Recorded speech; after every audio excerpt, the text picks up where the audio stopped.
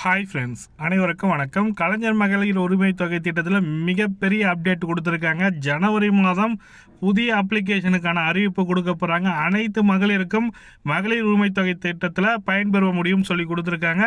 அந்த தகவல் தான் இந்த வீடியோவில் பார்க்க போகிறீங்க. அமைச்சர் எஸ் ராமச்சந்திரன் வந்து கொடுத்துருக்காரு. அது என்ன கொடுத்துருக்காரு, என்ன தகவல் கொடுத்துருக்காரு என்ற முழுமையான தகவல் தான் பார்க்க போகிறீங்க.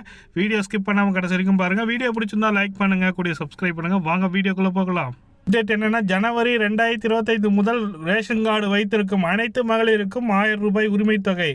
அருப்புக்கோட்டையில் வந்து பார்த்தீங்கன்னாக்கா 2025ஆம் ஆண்டு ஜனவரி மாதம் முதல் அனைத்து மகளிருக்கும் மாதந்தோறும் மகளிர் உரிமை தொகை ரூபாய் 1000 வழங்கப்படும் என தமிழக அமைச்சர் KSSR ராமச்சந்திரன் தெரிவித்துள்ளார். தற்போது வரை 1.62 கோடி 1,62 லட்சம் பெண்கள் வந்து பயன்பெறுகிறாங்க. ரூபாய் 1000 ரூபாய் உரிமை தொகை மாதந்தோறும் வழங்கப்படும் வரும் நிலையில் ஜனவரி முதல் ரேஷன் அட்டை வைத்திருக்கும் அனைத்து பெண்களுக்கும் மகளிர் உரிமை தொகை வழங்கப்படும் என அவர் தெரிவித்துள்ளார்.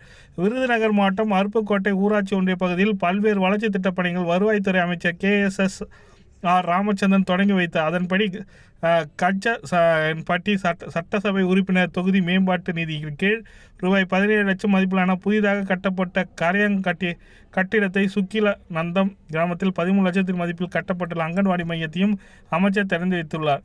மேலும் 10 நிருபர்கள் கேட்ட நிலையில் அவங்க கொடுத்துருக்க பதில் என்னென்னா, இந்த நிலையில் அவர்கள் பேசுகையில், கலைஞர் மகளிர் உரிமை தொகை சிலருக்கு விடுபட்டுள்ளது.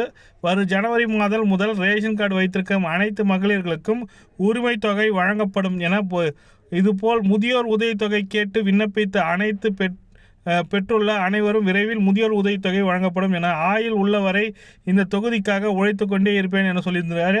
அதாவது ஜனவரி மாதம் முதல் வாக்குறுதி பிரகாரம் 1 கோடி பேர்கிட்ட கலைஞர் மகளிர் உரிமை தொகை பெற்று வராங்க. இப்போ கூடுதல் பயனாளிகள் சேர்ப்பதற்கான அறிவிப்பு ஜனவரி மாதத்தில் வழங்கப்படும் சொல்லி கொடுத்துருக்காரு. அமைச்சர் வந்து கொடுத்துருக்காரு. KSSR ராமச்சந்திரன் அவர்கள் வந்து தெரிவிச்சிருக்காங்க.